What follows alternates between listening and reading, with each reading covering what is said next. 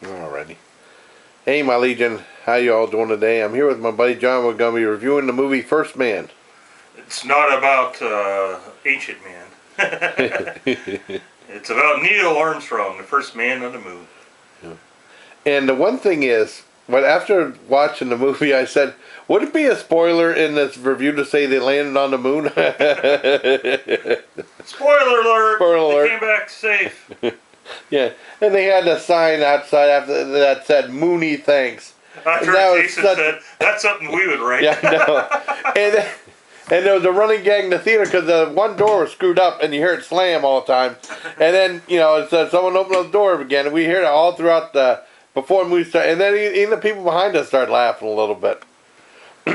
But this was a great movie. It had Ryan Gosling in it playing Neil Armstrong.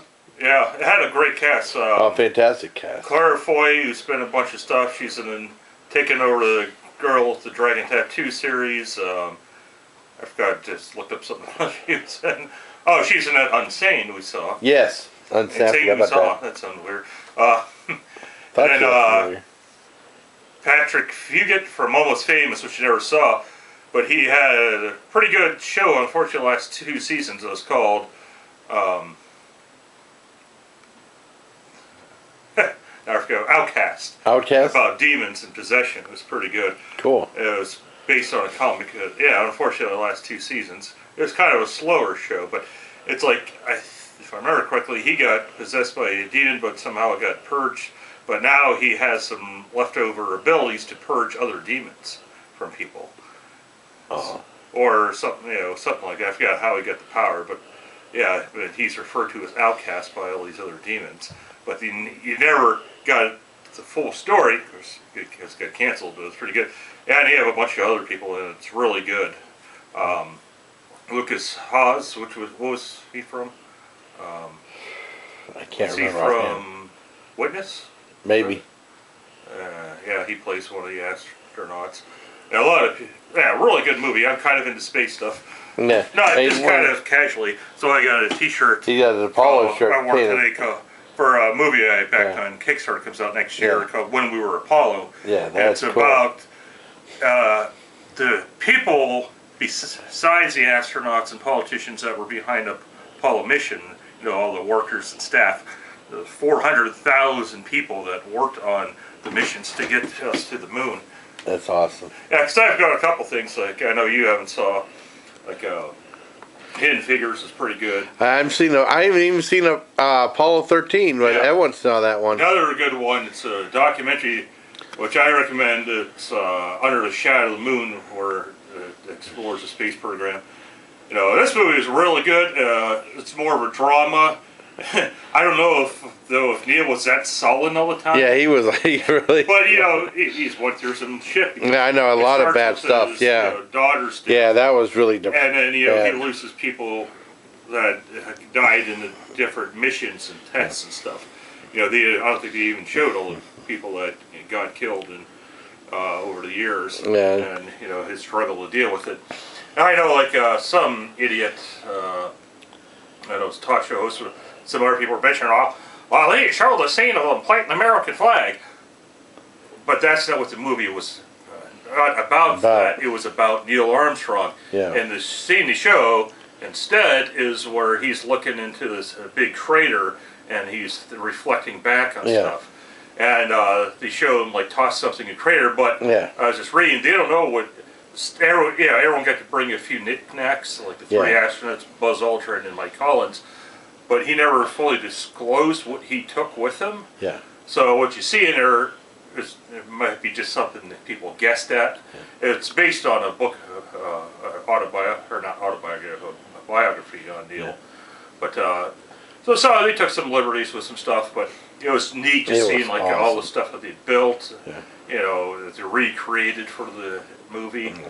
But it was kind of interesting. But again, it was focused more on Neil. Yeah. And like Mike Collins, he was the poor guy that was stuck in the orbiter because he needed someone to stay behind to be able to connect with the lander when he launched back up off the moon.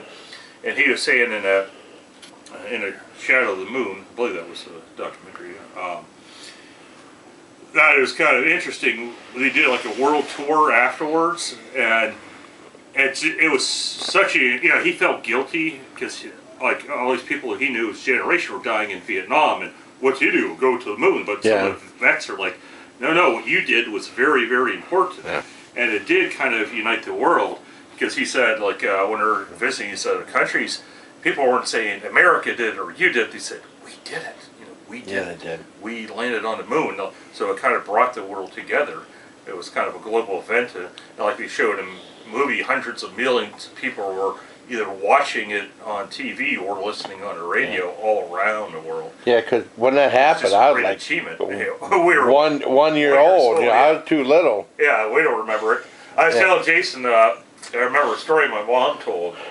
Is that after they landed on the moon, my brother and sister, whatever house we were living in at the time, and again, I remember because I was one, they decided to play astronaut, and what they did was they put a mattress at the bottom of the steps, and I think my mom was like in the phone in another room, and she hears 3, 2, 1, blast off, and he get there. My brother had jumped and missed the mattress. Oh no! Hurt his leg.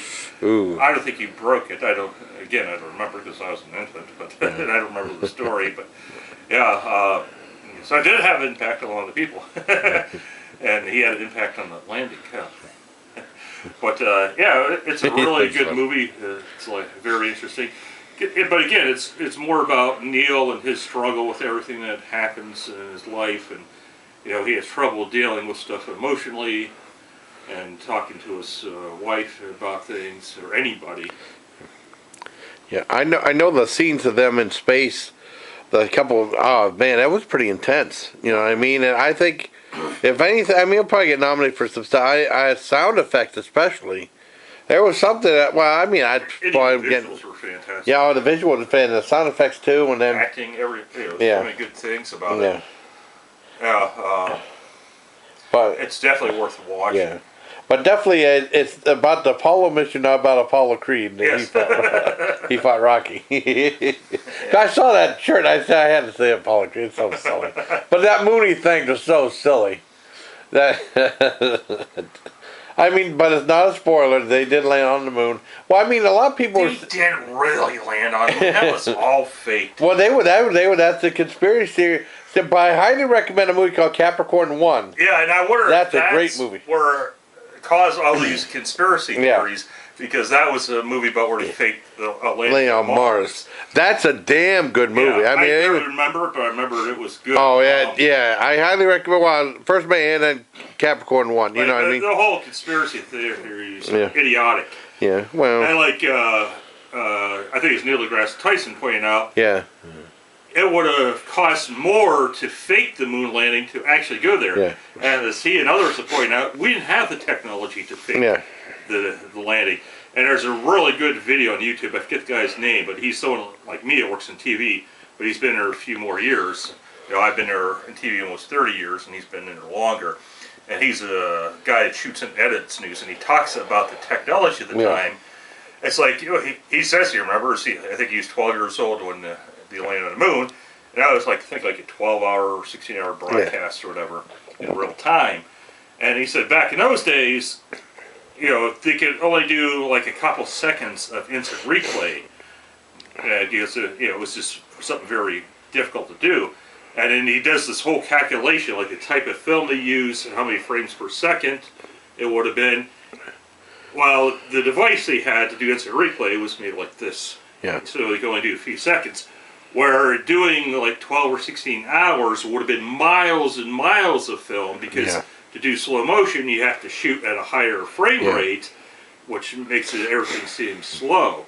So there's no way they could have had that much real-time footage going, just running constantly, because again, it'd be miles and miles of film. So he alone just destroys that argument. But it's a good movie. I like biographies. I was interested from day one to see that one. Again, a great cast. There's some other people you might recognize too.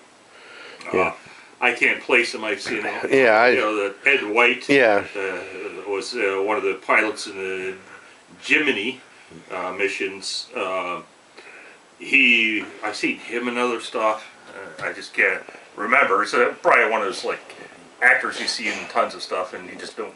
They're not famous or anything, but a good actor. Because they become friends. He played. I think Greg White was the astronaut's name. Yeah. But I mean, yeah, it was. I mean, I did see. Now Fox had a special. Dad wanted to see it because he was in a conspiracy about.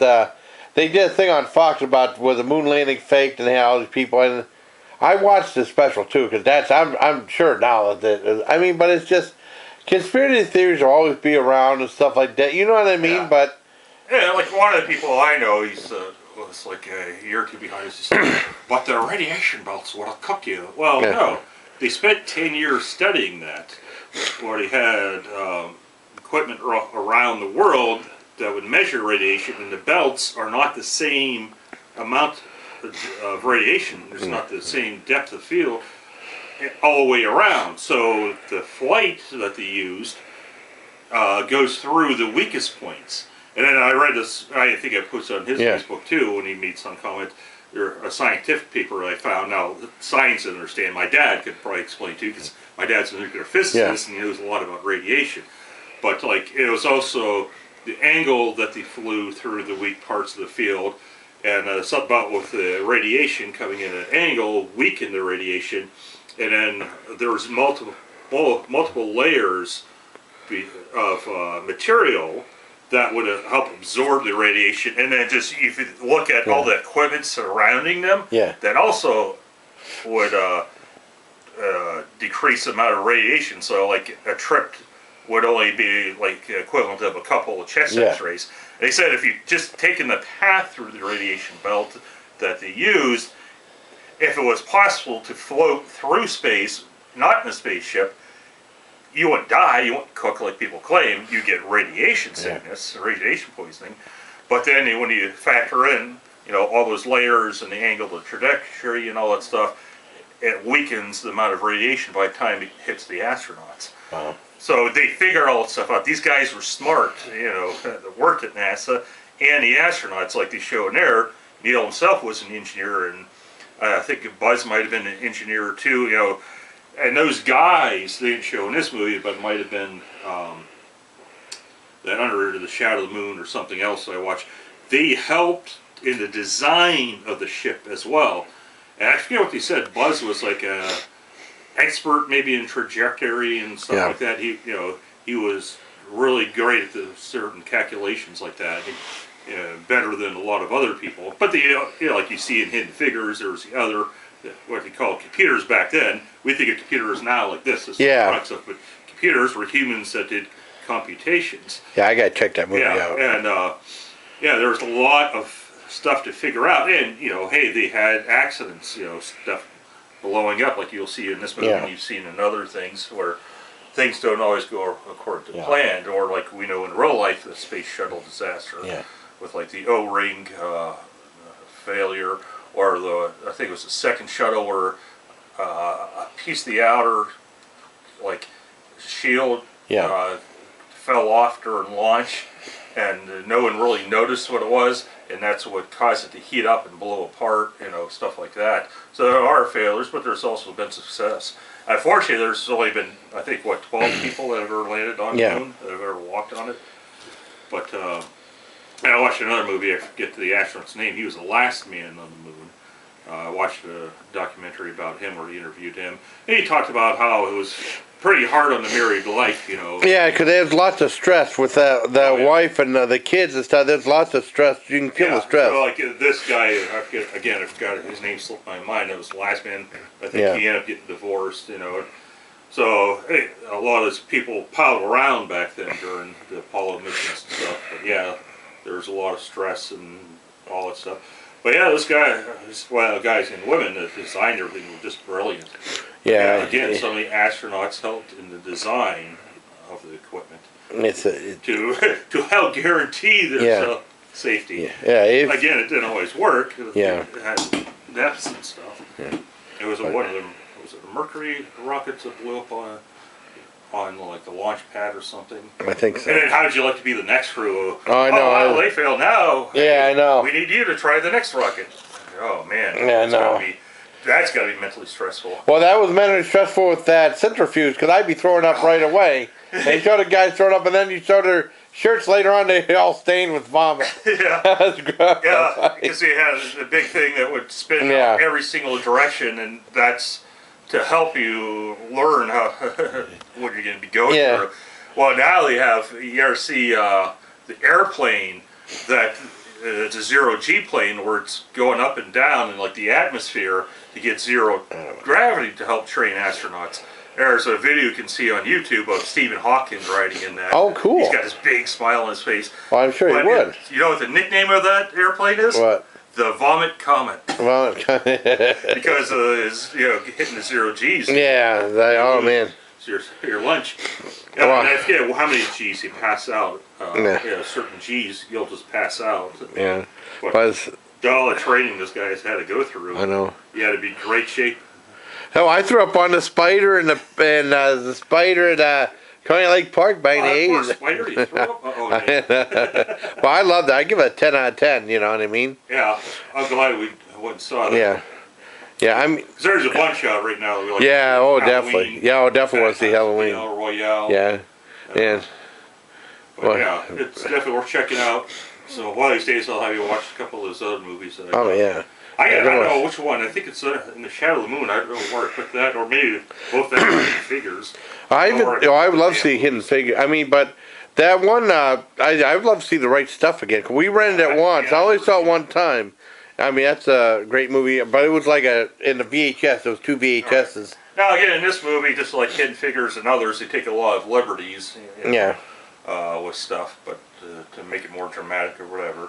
Well, like you said, the one scene though where they cut off his wife's speakers listening, that was actually real. Yeah, I'd know better for being pissed off of that. Yeah, but it was pretty interesting. Yeah. Some of the stuff, like I said, I have mild interest in space and all that stuff, but I couldn't name them all the planets and former planets. Yeah. Besides Pluto, I think there was Eros was another one. There was another one that were demoted. Yeah, I feel bad for Pluto. Well, these other ones, that was before Pluto, that they were considered planets, and they were demoted. Wow. Too, so Pluto's not the first. Wow. Of course, if you're going to do that, I say kick out Jupiter and all the other gas giants, like Jason, and because is there actual solid core? We think there is, but what if there isn't? They're more atmosphere than anything. Maybe they shouldn't be called planets either. Yeah. Maybe they should have a new terminology for them. Yeah, it was amazing. I really liked it. Is that it for you, buddy? Yeah, that's about all I've got. Okay. And I still highly recommend Capricorn 1 2, a great movie for the 70s.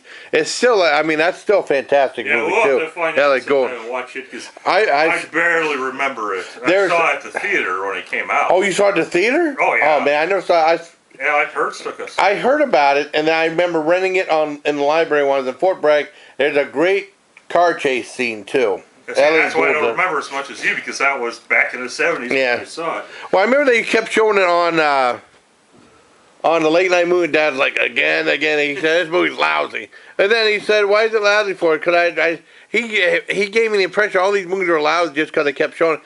Like he said, Sting was great. And not the wrestler? Yeah. I never saw Sting 2 with Jackie Gleason. I heard that was lousy. And Mac Davis. I can't remember. I think I might have seen that. That was when they were boxing one. I heard it. I know. I've never seen it. I'd probably watch it maybe. I guess. I don't know. And like all those other ones, because they said they kept showing them all the time and stuff. But I mean, he said they were loud because of that. But they're good movies, though. Yeah. And he said that about the Omega Man because he hates Charlton Heston. Right. But the Omega Man was cool. But I guess that's it. For John and I reviewing First Man. Not to be confused with Andy Kaufman, who was the first man on the moon. No, if you believe that, well, whatever. I'm getting stupid. Oh, and then I was to show you after mine, I was at Popeye's the first time, and I ordered stuff, and I went to pay. I had my camera. I was going to give the girl my camera instead of my debit card. That was so stupid. That was stupid. Okay. All right, everybody. So I guess that's it. So until next time, like I said, take care of Allegiant. All right. And he's got the cool display on his Roku.